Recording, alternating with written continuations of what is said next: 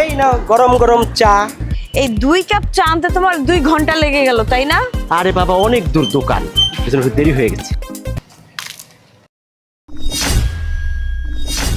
এই অসভ্য মেয়ে, তোমার এত বড় সাহস! আমার বয়ফ্রেন্ড আমার জন্য কষ্ট করে চা নিয়ে আসছে, আর তুমি কোথা থেকে এসে আমার চাটা ফেলে দিলা? তোমাকে এত বড় সাহস কে দিয়েছে? হ্যাঁ, তুমি কেন আমার চাটা ফেলে দিলে? মিথ্যাবাদী! কলেজের নাম করে এসে তুই এই ছেলেটার সাথে আড্ডা দিচ্ছিস? কলেজ ফাঁকি দিয়ে প্রেম? এই মেয়ে, সত্যি করে বলো তো তুমি কে? তুমি কেন এখানে এসে সিনকেট করতেছো? হ্যাঁ, তোমার মতলবটা কি? আরে আমি তোর বোন লাগি, বোন। এখন তুই আমাকে চিনতে পারছিস না? কি বলতেছো এসব আবুল তাবুল? কে তুমি? কোত্থেকে হুটহাট এসে এখানে পাগলের মতো করতেছো? পাগলাঘাট থেকে ছাড়া পেয়েছো নাকি আজকেই? ও আচ্ছা, এখন তুই আমাকে চিনতে পারছিস না? বাসায় চল, বাবাকে বলে যখন মায়ের খাওয়াবো না, তখন ঠিকই আমাকে চিনতে পারবি। বোন? আমার বোনকে আমি চিনতে পারবো না? এটা কোনো কথা? আমি নিশ্চিত তুমি পাগলাঘাট থেকে আজকেই ছাড়া পেয়েছো, তাহলে আমার বোন এখানে আসবে আর আমাকে এইসব কথা কেন বলবে? এই মেয়ে, তুমি শোনো নাই ও কি বলছে যে তোমাকে চিনে না? তারপর কেন এত বেশি বাড়াবাড়ি কথা বলতেছো? তুই চুপ থাক। এখানে আমাদের দুই বোনের মধ্যে কথা হচ্ছে, তুই মাঝখানে কেন নাক গলাচ্ছিস?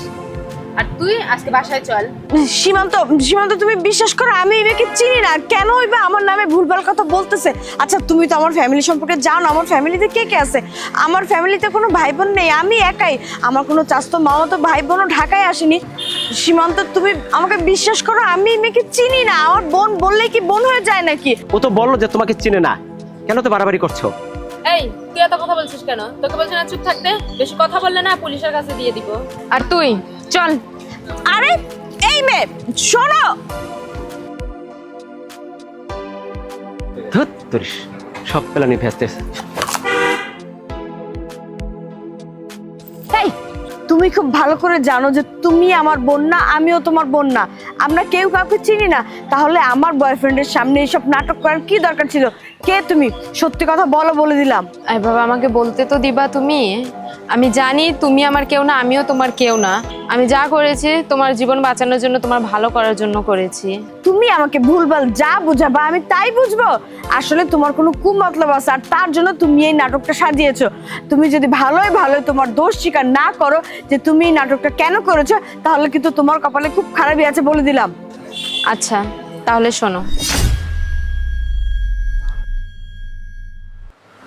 হ্যালো।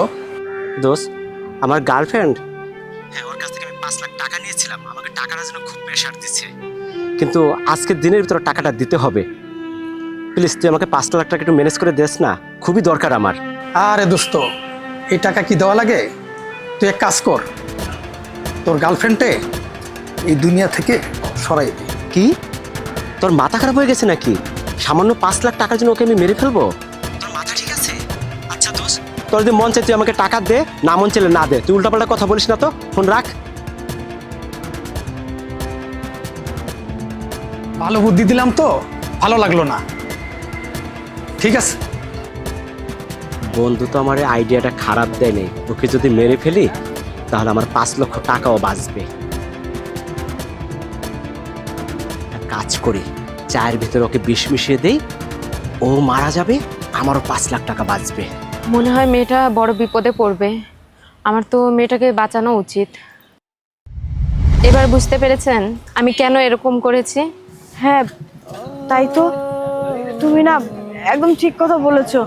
আসলে আমি আমার বয়ফ্রেন্ডকে অন্ধের মতো ভালোবাসি, বিশ্বাস করি, কিন্তু ও যে এত বড় প্রতারক, আমার সাথে বিশ্বাসঘাতকতা করবে এটা আমি কখনো ভাবিনি।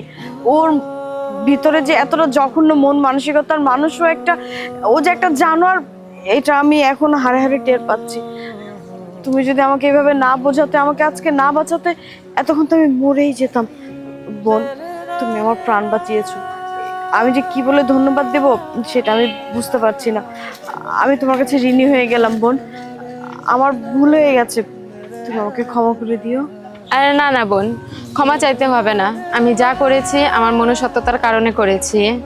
কারণ আমি মেয়ে হয়ে চাই না আরেকটা মেয়ের ক্ষতি হোক। তাই বলছি, সামনে যদি কাউকে ভালোবাসো তাহলে ভালো করে যাচাই বাছাই করেই ভালোবাসো।